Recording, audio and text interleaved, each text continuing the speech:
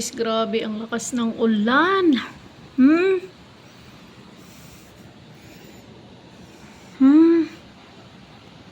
Di ba? So habang dinig impeachment ni Sara, ayan na yung ulan.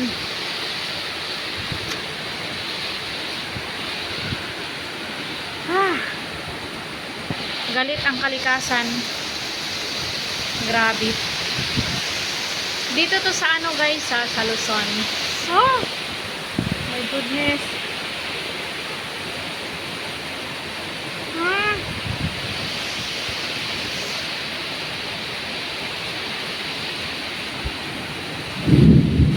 Narinig niyo yun guys?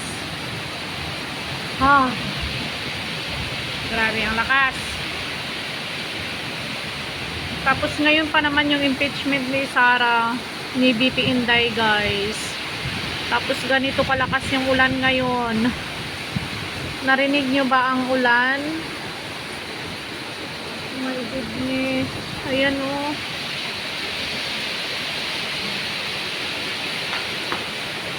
Ayan oh guys. Wala, grabe. Nasa biyahe pa naman yung bus ko ngayon. Pauwi na. Oh my goodness.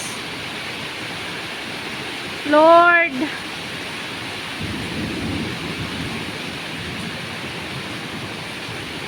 Grabe ang lakas guys. Uy!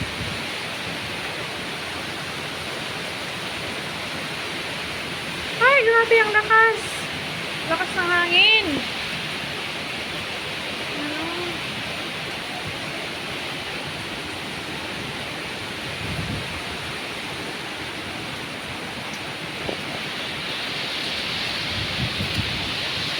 Ayan.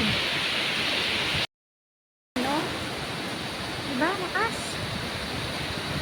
Yan. Ayan guys.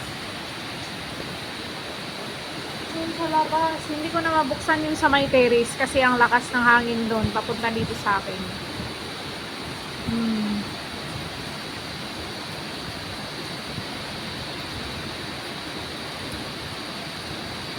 Diyan guys, pag sobrang ano yan, bumabaha yan dyan, oh, bumabaha, yan, oh, yan, bumabaha yan dyan. Pero hindi yung as in baha talaga. Yung parang pag malakas yung ulan, nagpupundo yung tubig doon sa baba. Park kasi yan guys eh.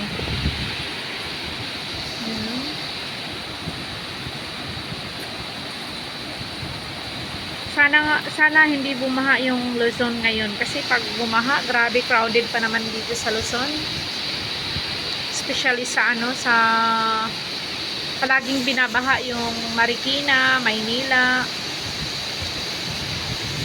Santo Domingo dito sa Quezon City. Yung sa mga yung sa mga malapit sa ilog, sa Pasig. Ay, kasi yung kanal dito parang pero binago na eh. Sana nga lang hindi siya babaha.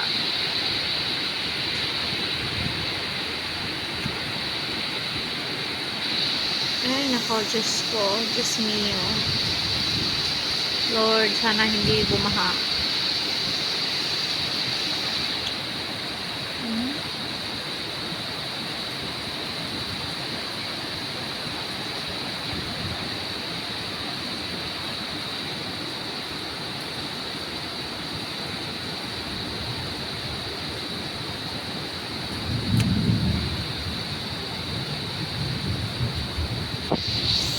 May bunga na yung mangga namin guys. Kita nyo. Ayan siya. Ayan. Ayan. Ayan. Ayan. Kita nyo ba? Hindi ata kita yun.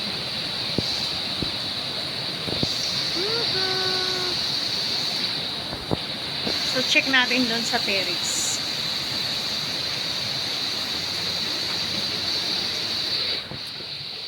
Buti umano na yung hangin.